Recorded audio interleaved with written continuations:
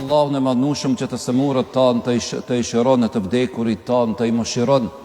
Allahun të abën atyre varët një kopsh nga kopshet e gjennetit. Lusim Zotin neve të nëmbron nga zabi i varrit, të nëmbron nga borxhet, të nëmbron dhe të na ruan nga shoqëria e keqe, e fëmijët e tonë të cilët i duam shumë dhe pa mas, të jenë ata në rrugën e drejtë, të jenë shembulltir për të mirë, të na përfaqësojnë neve sa jemi të gjallë dhe pasi të vdesim, të jenë vepër mirë dhe sevapët e tyre pa u paku atyre të na vinë edhe neve në varrën. Dhe mbi të gjitha xhamat lutim Allahun e madhnushëm që fjala jonë e fundit e dalë prej kësaj bote me u kon duke thënë me zemër, me bindje të plot, pra me la ilaha illa Allah Muhammedun Rasulullah, amin. Xhamat, do të bëjmë një shkëputje nga ajo që farë kemi thonë javën e kalume në lidhje me inteligjencën e zemrës që Zoti ka kriju pra në trupin ton, normal pa e mohu rolin e të rurit, po ashtu një krijim e përsosur nga ana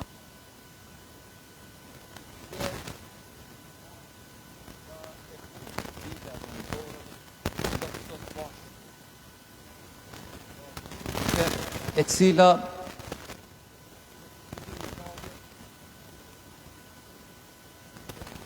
i dini jon i ka kushtu peshë të madhe, sa që sot e kësaj dite besimtarët e ndjejnë pra vetën krenar me gjitha ato urna dhe obligimet të cilat Allahu kërkon pra prej neve. Atëherë xhamat, që në fillim të kemi më të qartë se historia na tregon se në vitin 1887 në revolucion pra, duke kërku drejtat e tyre të punës. Do thot që shmeherët njeri është fritzu në maksimon dhe nuk është pagu.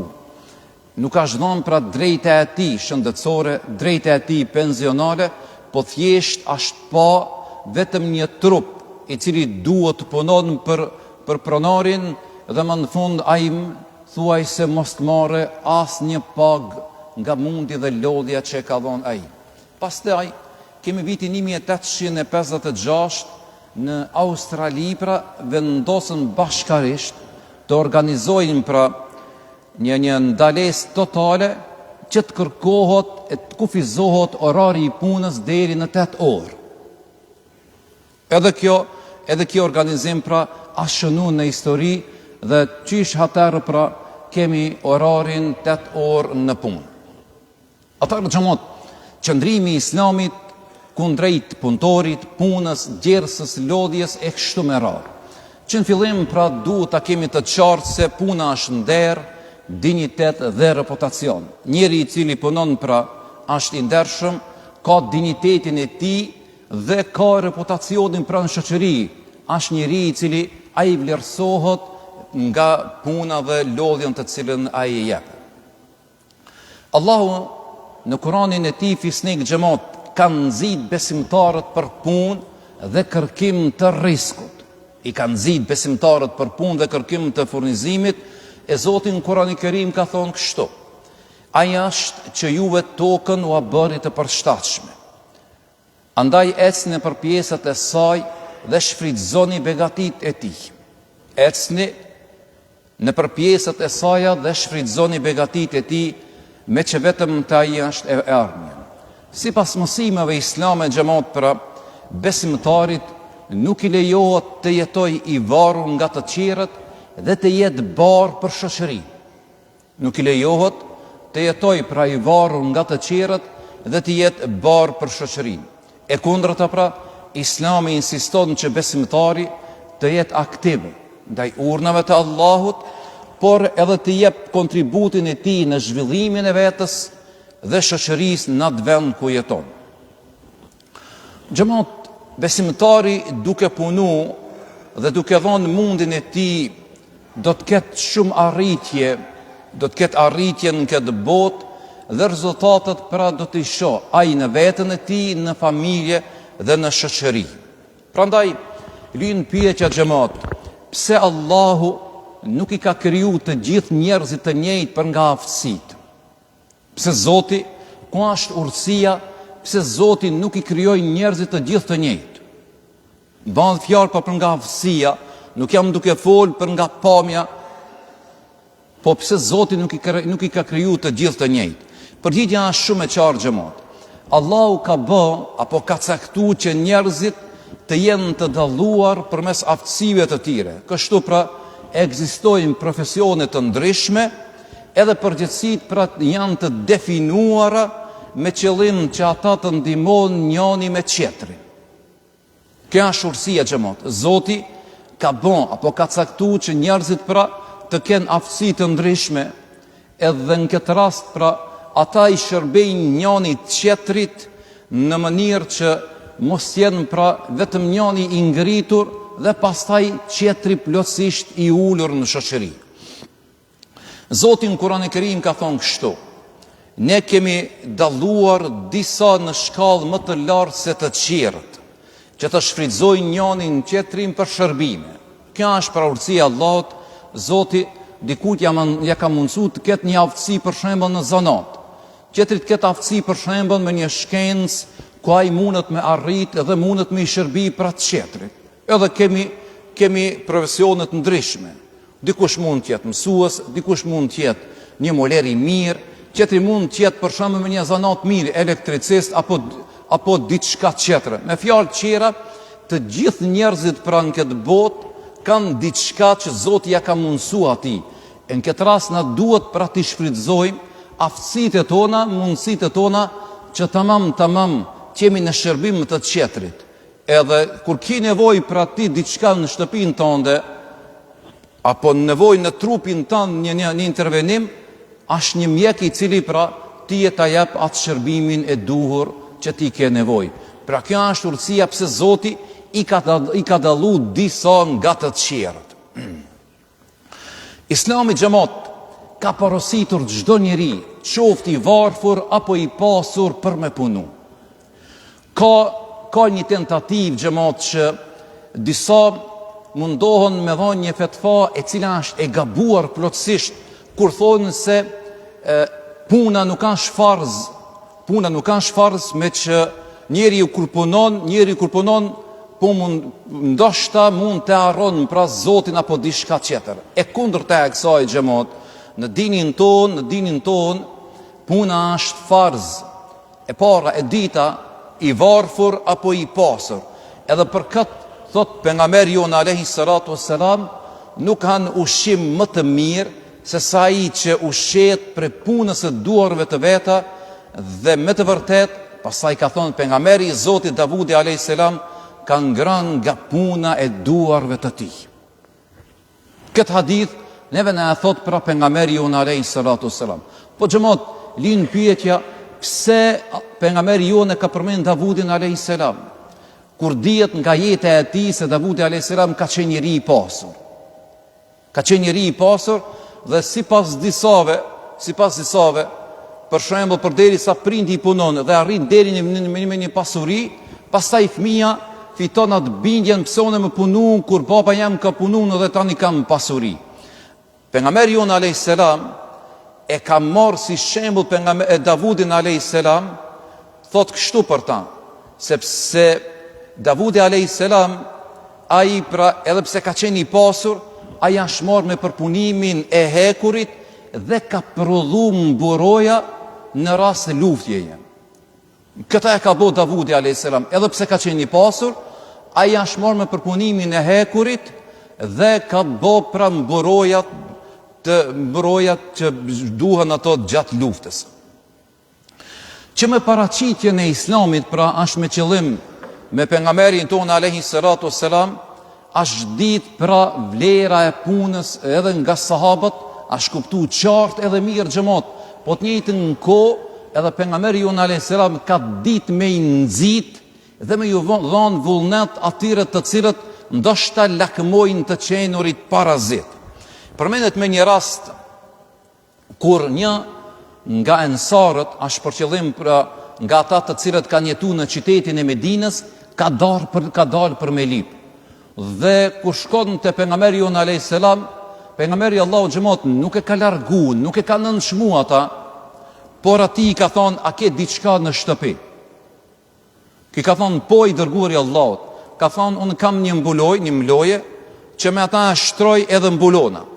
Dhe i ka thonë pastaj edhe kam një enë për të pirë. Pastaj pejgamberi jon alayhi salam ati i ka thonë shko dhe mi sjell ato mu këto. Ki njeri, ki shok i pejgamberit Allahut, ka shku dhe i ka sjell ato atë mbulojën edhe atë enën që ka pas për të pirë. Pastaj ju ka thonë njerëzve ati që kanë qenë, kësa po jepni për këta dia? Një prej sahabeve ka çu dorën, ka thonë unë po jep 1 dirhem. Pastaj ka thonë pejgamberi Allahut, kushton edhe më tepër diçka? Njëri ka thonë unë i blej për 2 dirhem. Ka thonë unë këto i blej për 2 dirhem.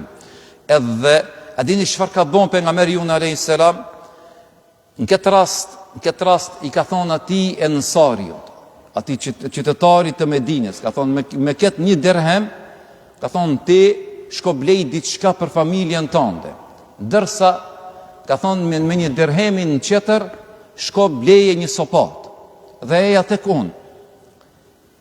Ki ka dhale ka blej një sopat edhe a këthitje pejgamberi jon alayhis salam. Pastaj pejgamberi Allahut ja ka thonë një bisht dhe i ka thonë me këtë sopat tani dil dhe prej dro edhe shit. Mas 15 ditëve ti të vish tek unë. Mas 15 ditëve ki njeri ka arë me 8 dirhem. Ka arë me 8 dirhem. Dhe tani mendoje situatën e tij xhamat. Nga një qytetar i cili ka dalë rrugëve për të lip, mas 15 ditëve kthehet me 8 dirhem. Edhe me këto 4 dirhem xhamat, me këto 4 dirhem, a dini çfarë i ka thonë pejgamberi jon alayhis salam? Thotë në këto 4 dirhem ti ka thonë blej gjëra ushqimore për familjen. Ndërsa fjalën tjetër atij që i ka thonë, kështu i ka thonë, thotë është më mirë të dalësh të punosh ti, se sa të dalësh para Allahut nesër me një pikë të zezë në ditën e Kiametit, mu dallu nga të qerës se ke qenë njeri i cili ti pra e ke shtri pra dorën. Atëherë xhamot, nga kjo sjellje e pejgamberit ton alayhis salam, neve na mëson pra një shembull të mirë për shoqërinë se çdo njeri i cili ti të ofron apo çdo njeri i cili të kërkon diçka, nuk është e rrugës na ta largojmë ata e ta nënçmojmë, por atë njeri xhamot na duhet në rend të parë ta këshillojmë, me ta bëjmë një bisedë. Biseda jonë pra duhet jetë shumë e qartë me ata, duke pyetur për gjendjen e tij ekonomike. Pastaj për aftësitë e tij që ja ka falë Zoti, nëse ka përfituar ndonjë shkollë apo zanat, dhe ata me drejtu drejt një vendi të punës, por thjesht nëse është edhe një punëtor i thjesht, ati me i tregu se këtu pra ti mundesh me punu, edhe ma mira është me dalë ti me punu se sa me shtrim pra dorën dikujt tjetër. Prandaj xhamot, është një kënaqësi e madhe kur ne ndëgjojmë nga jeta e pejgamberit ton alayhi salatu selam se si ai pra ja ka pudh dorën një punëtori. Pejgamberi jon alayhis salam ja ka puthësh dorën një punëtor. Në takimin e parë që ka pas pejgamberi jon alayhis salam, ai e ka lidh dorën me fash dhe pyet pejgamberi jon alayhis salam, thotë çfarë është halli me ty që po e lidh dorën me fash? Ka thonë i dërguari i Allahut, nga puna më është plas dora, thotë prandaj po e lidhej. Ka marrë dorën e tij punëtor, këtë rast që ka qenë punëtor, edhe pejgamberi jon alayhis salam e ka marrë dhe e ka puth. Dhe tani e kupton pra rëndësinë dhe çfarë vlere i ka dhënë pejgamberi jon alayhis salam atij i cili pra punon.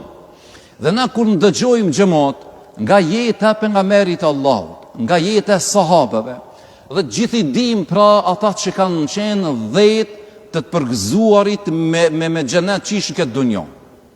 Atë 10 që ne dim pra, po shka më interesante, ai 10 që i cili kanë qenë të përgëzuar me xhenet, 7 prej tyre kanë qenë njerëz punëtor pra.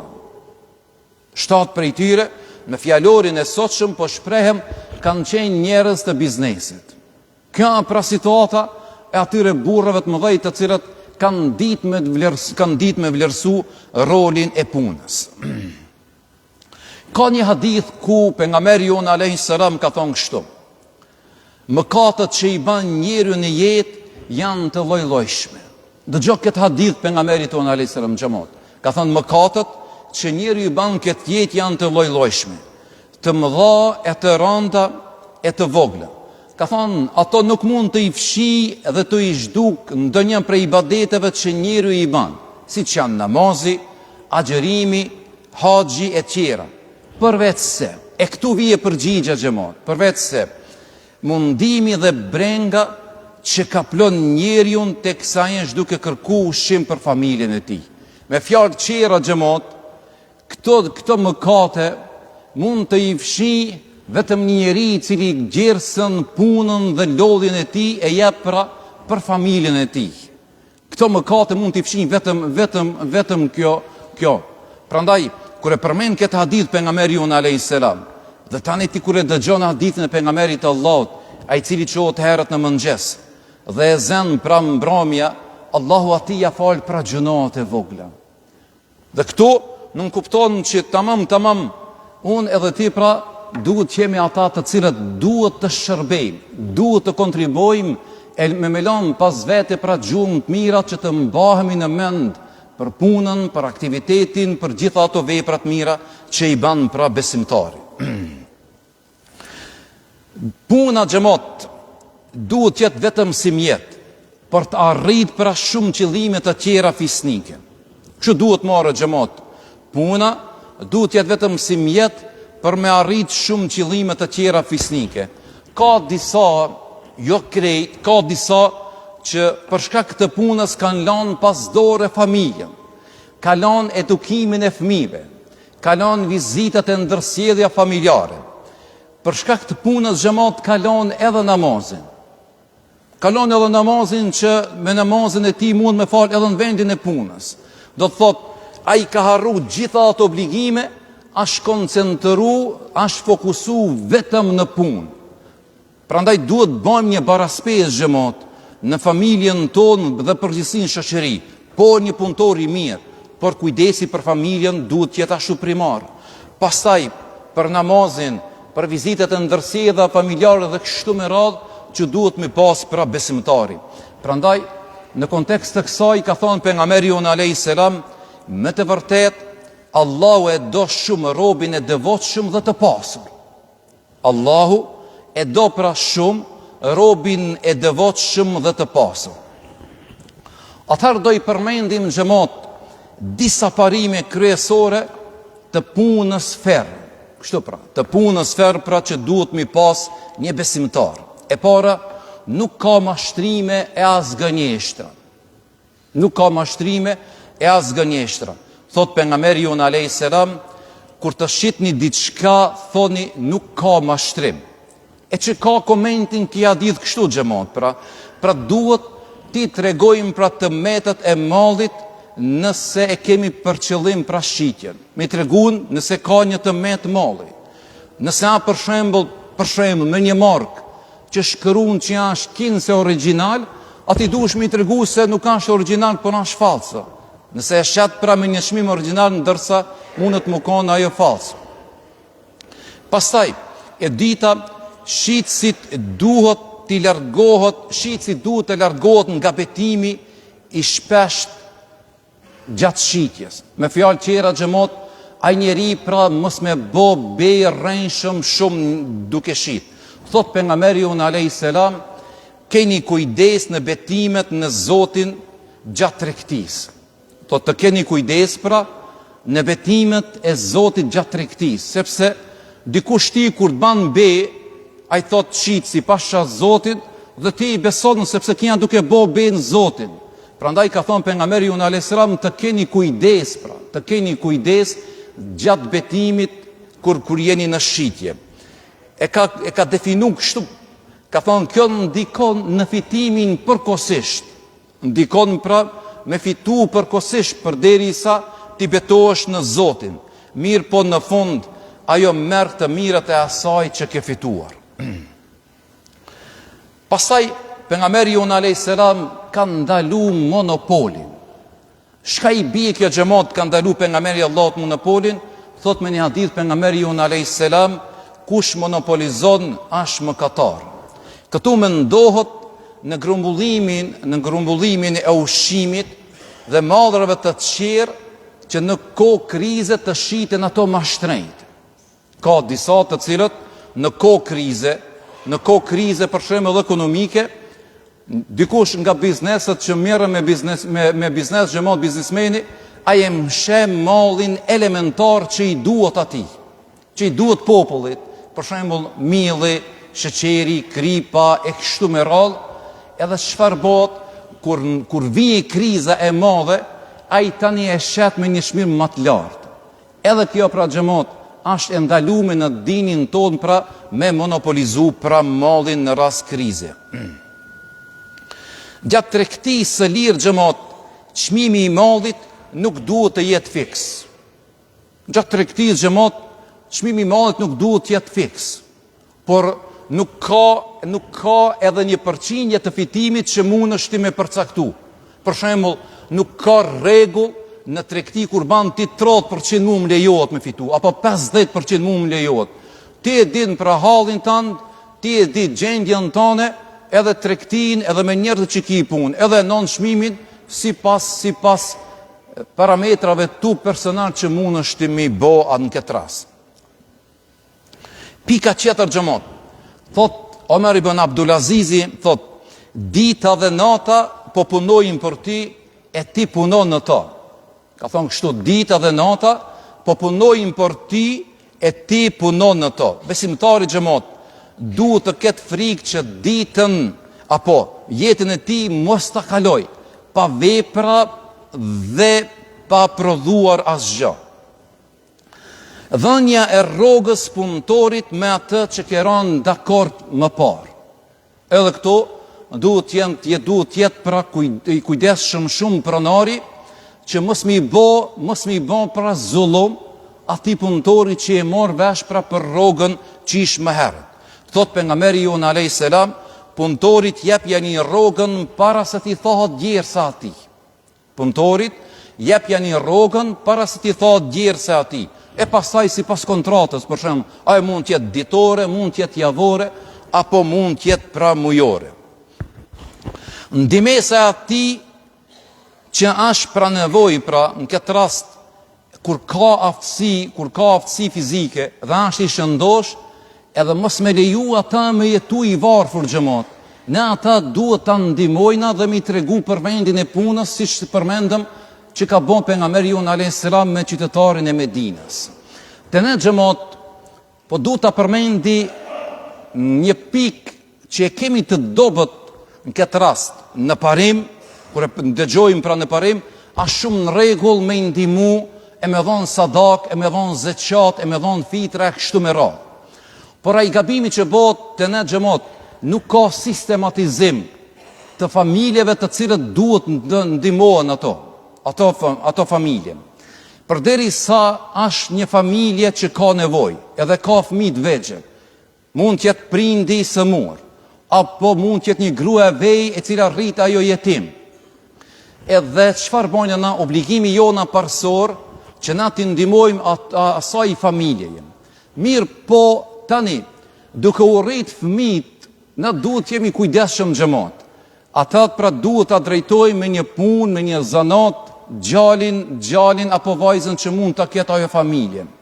Ne nuk kemi një sistematizim dhe kur shohim xhamat, ata bëhen burra, po them kështu, i bëjmë 20, 25 vjet, edhe ai tani bëhet një farë parazitin në familje dhe ai e mendon vjen Ramazani dhe njerëzit mund ndihmojnë.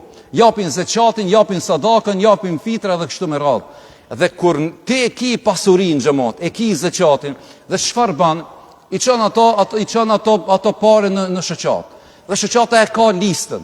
I kanë me emra dhe mbi emra dhe moshën e tyre. Dhe për çfarë kanë ato nevojë? Dhe për çfarë ato kanë nevojë? Edhe kështu ata e drejtojnë pra gradualisht atë fëmijën e atij që i ka bë 15, i ka bë 20 vite, 25, i thu tani ti mo nuk i për zeqat, ti tani i mo për punë. Je për punë. E këtu ne nga mendimi i mirë dhe dëshira për me bë mirë xhamat tjetrit, kemi ardhur deri që disa familje ata të jetojnë pra parazit, rritët, është bo burr, ndoshta edhe martohet. Po shka me e keqja xhamot? Aja ka qenë i vogël, rritët dhe martohet dhe bëhet me fëmijë. Tanën ki tani nuk punon dhe në të ndihmojnë na fëmijëve të këtij. Ki duke u plak, pa punë heq, duhet me janë ndihmu fëmijët këtij. A sha xhamot pasoja kur nuk ka program pra në ndihmesën që duhet me ia dhon pra dikujt. Gjithmonë kur e përmendin ndihmën, ta kemi parasysh xhamot, nuk them që na mos ndihmojmë, përkundrazi me ndihmu, mirë po me pas kujdes në deri në cilën moshë edhe t'ja japim atyre të cilët e kanë përsipër këtë punë dhe e din kush kanë nevojë ato. Një pikë tjetër që është mirë ta përmendin xhamot këtë rast. Puna është një amanet, një përgjegjësi e besuar që e marrim ne dhe duhet ta kryejmë pra në mënyrën më profesionale që mundet më bëj ajo. Thot pejgamberi jon alayhis salam, me të vërtet Allahu kërkon që kur dikush të punojë një punë, ta bëjmë pra në formën më të mirë, në mënyrën më të mirë pra profesionale. Sa herë kemi përmend, sikur ta hekim që këtë shprehje xhamot apo ma ban halal. E kemi godit një punë, edhe më në fund pra ne e marrim sa e kemi godit, edhe më në fund i thojmë atij pronarit apo ma ban halal. Cilën me ta bo halal xhamot? Ati ku ki bo hile si mjeshtë, apo shka puna, cilin halal me ta bo ti? Çmimin krejt po e merr sa e marr vesh, sa e godit, edhe më në fund apo më ban halal ti pi thu. Jo, kjo nuk është në rregull xhamot. Mu kanë ferë si mjeshtër, duhet me thonë kështu. Ne jemi godit për shembull 1500 euro. Ndoshta dikun kam bën ndonjë gabim. Kam bën ndonjë lëshim pa dijen teme. Edhe punëtorët e mi e kanë bën pa qëllim, në këtë rast unë ti të kërkoj halallëk. Është në rregull me kërku halallëk. Bile me rrugës ansh me thonë, maj këto 50 euro për shembull, ndoshta dikun nuk ja kam dhënë hakun asaj pune që duhet me bën. Kjo në rregull është. Ama po e merr kësa e marr vesh, më në fund ama ban ti mu halal. Unë nuk po e di çka i bë kjo apo më ban ti mu halal. Domethënë, unë kam bën dikun hile, edhe më në fund edhe parët i merr, edhe halal të koft. Jo, kjo xhamot nuk ka shpran në rregull. E fundi xhamot, mos u bëj barr e qetrit, puno e vepro. Mos u bëj barr e qetrit, puno e vepro.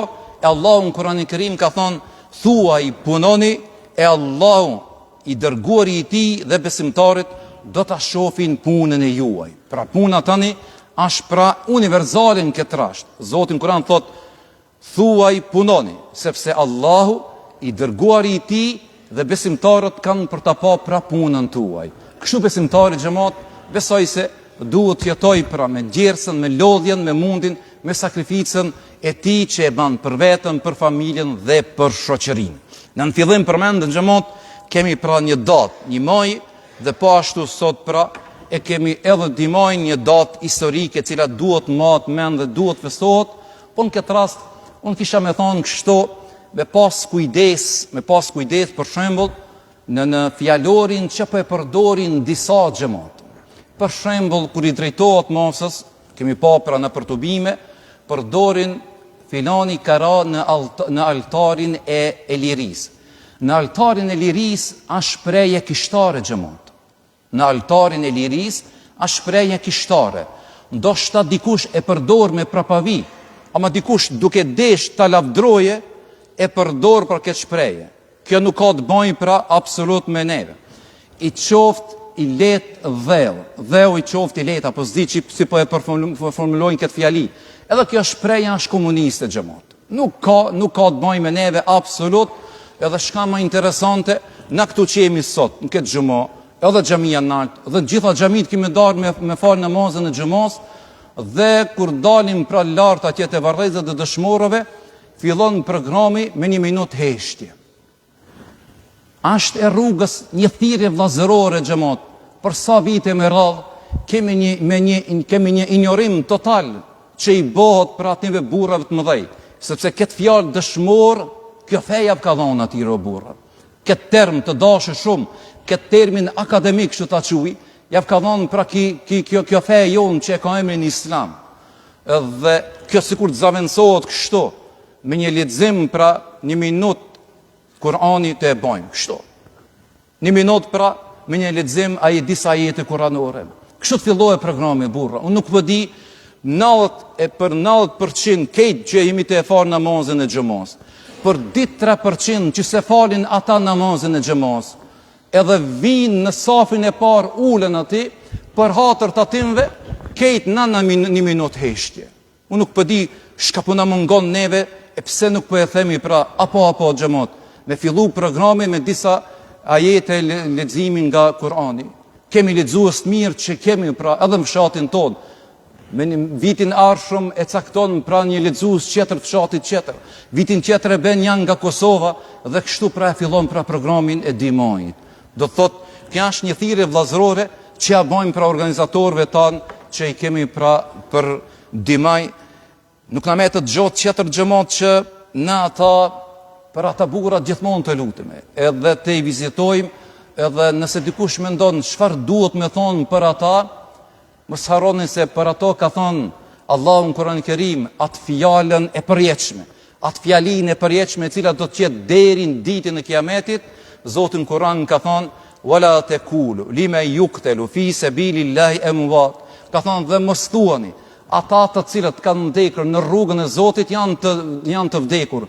Ka thonë, por ata janë të gjallë. Ata janë të gjallë.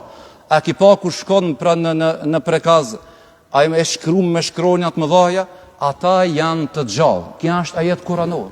Ata janë të gjallë. Pra përderi sa ata janë të gjallë, edhe në formën më të mirë që çdo Zoti më mbajt ata janë të gjallë, xhamat pra na le ti respektojmë dhe le ti nderojmë ashtu siç na ka porosit pra ki dini jon.